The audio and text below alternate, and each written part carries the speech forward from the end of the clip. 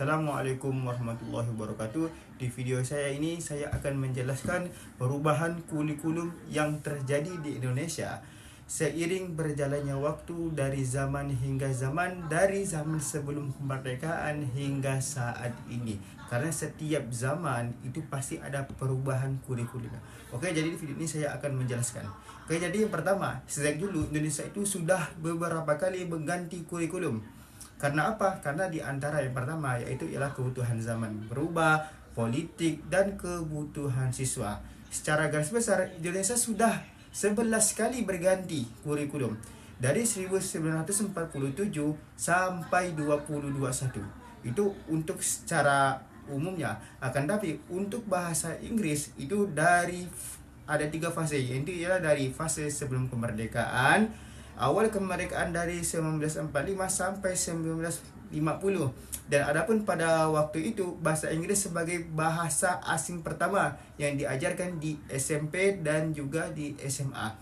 Dan yang terakhir itu sisa dari 1950 sampai sekarang. Dan adapun di setiap kurikulumnya itu masing-masing menekankan pembelajarnya. Mengenai menekankan pembelajarannya, oke, jadi dimulai dari 1947 sampai 1984. Jadi pada kurikulum ini menekankan penggunaan pembelajarannya, yaitu yang pertama receptive skill seperti listening dan juga reading. Terus yang kedua di sini ada productive skill seperti writing, menulis, dan juga speaking, berbicara. Sedangkan seperti grammar, pronunciation atau vocab, termasuk language component. Jadi di kurikulum 1984 itu bernama communicative approach, dan di 1994 itu menekankan sebaliknya productive skill dan menggunakan pendekatan meaningfulness approach seperti drill dan habit formation. Oke, dan di tahun 2004 itu menggunakan kurikulum KBK, kurikulum berbasis komputer, dan 2006 menggunakan kurikulum tingkat satuan pendidikan yaitu KTSP, dan berubah menjadi komunikatif kompeten. Dan pada 2 tahun ini bahasa Inggris mulai diajarkan di SD sebagai mata pelajaran pilihan. Itu ialah penjelasan di antara beberapa kurikulum seiring bergantinya zaman dengan menjelaskan pendekatannya masing-masing. Lanjut yang kedua, di sini saya akan menceritakan lebih spesifik mengenai kurikulum 2013 atau biasanya disingkat dengan K13. Jadi pada kurikulum 2013 ini bersifat top down yang dibuat atas kebijakan pemerintah. Dan bentuk pendekatannya di K13 itu menggunakan scientific approach.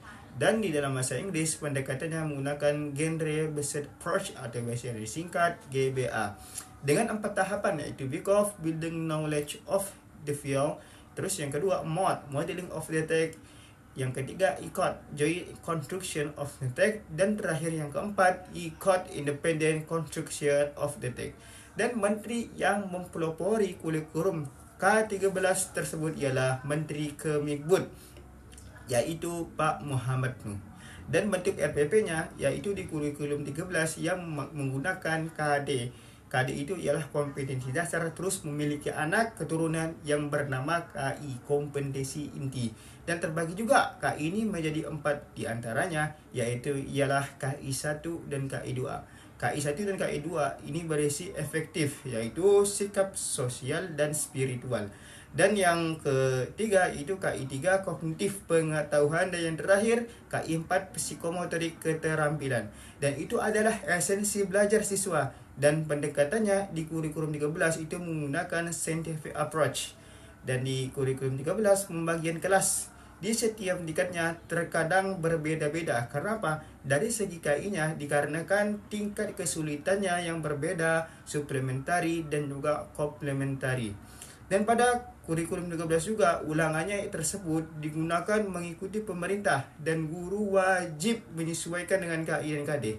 Dan adapun komponen RPP-nya yang dibuat itu ialah ada 13 bagian, namun yang penting di antaranya itu terbagi menjadi 3. Di antaranya yang pertama itu identitas sekolah, mata pelajaran, terus yang ketiga kelas semester. Dan RPP ini dibeberkan oleh guru dari kurikulum. Dan setelah lanjutnya kurikulum 2013 maka terbitlah yang namanya itu K-Merdeka atau biasa disebut kurikulum merdeka. Dan di kurikulum merdeka, menteri pelopornya yaitu ialah Pak Nadiem Makarim. Dan kurikulum merdeka ini isinya sama, isi apa yang ada di kurikulum 2013 dan kurikulum merdeka itu isinya sama. Terus yang beda itu hanya istilah saja yang berubah. Dikarenakan apa? Dikarenakan perbedaan anggarannya. Dan adapun RPP-nya di kurikulum merdeka yaitu menggunakan model ajar. Kalaulah di kurikulum 13 itu menggunakan KI dan KD, dan adapun di kurikulum mereka itu RPP-nya menggunakan model ajar. Dan tidak lagi menggunakan KI dan KD tapi menggunakan CP dan ATP. CP itu ialah capaian pembelajaran dan ATP alur tujuan pembelajaran. Dengan elemen tambahan sama maksudnya, hanya istilah yang berbeda, yaitu di antara profil pelajar Pancasila dan juga hingga Mandari, dan penekanannya menggunakan elemen yang berbeda, ialah menyimak, membaca, berbicara, memirsa, menulis, dan juga mempresentasikan dan ujiannya. Dan ujian juga berbeda dengan yang di kurikulum 13. Di kurikulum merdeka ini ujiannya dibuat oleh guru dari penilaian dan aturan berdasarkan CP atau biasanya disebut capaian pembelajaran. Itulah sisi dari bagian kurikulum 2013 dan kurikulum merdeka. Oke, dan yang ketiga yaitu perbedaan transisi di antara kurikulum merdeka yang dulu dan kurikulum merdeka yang ada di zaman sekarang. Nah, ada pun perbedaan di antara kurikulum merdeka dan di era sebelumnya. Dengan kurikulum merdeka di era sekarang yang di era Nadiem Makarim, ialah di era Nadiem pendekatannya menggunakan GBA, Genre Based Approach, dan sedangkan Abdul Muti sekarang menggunakan Deep Learning. Kalaulah di Nadiem Makarim itu menggunakan profil Pancasila, sedangkan di Prof Abdul Muti itu penghapusan profil Pancasila. Dan asesmennya di zaman Pak Nadiem Makarim ini menggunakan AN, dan di Profesor Abdul Muti itu menggunakan TKA, tes kemampuan akademik. Itulah di antara beberapa perbedaan apa yang ada di kurikulum dulu yang di era Pak Nadiem dan juga di era Prof Abdul Muti. Yang terakhir yaitu ialah perubahan standar asesmen yang terjadi di Indonesia. Jadi ujian penghabisan yang dimulai dari 1950-an itu mengenakan model ujian akhirnya untuk menentukan kelulusan. Jadi di sini masalahnya yang dialami oleh orang dahulu. Jadi sebanyak apapun mereka masuk, sebanyak apapun mereka ujian, tapi yang menentukan mereka lulus atau tidaknya, yang menentukan mereka berhasil atau tidaknya, yaitu ialah ujian akhir. Jadi walaupun kita sering mengikuti kelas, sering mendapat nilai tinggi, dan jika nilai terakhir kita di ujian terakhir ini rendah, maka dianggap tidak lulus. Maka di tahun 1950-an ujian penghabisan ini ujian terakhir yang menentukan kelulusan seseorang. Terus yang kedua itu dari 1970 sampai 2002. Di tahun ini menggunakan ujian nasional tingkat daerah. Terus yang ketiga menggunakan UN, ujian nasional dari tahun 2003 sampai 2019. Jadi standar nasional menentukan nilai dan kelulusan di awal-awal. Selanjutnya di sini ada UNBK dari tahun 2015 sampai 2019. UNBK ini ialah ujian yang berbasis komputer.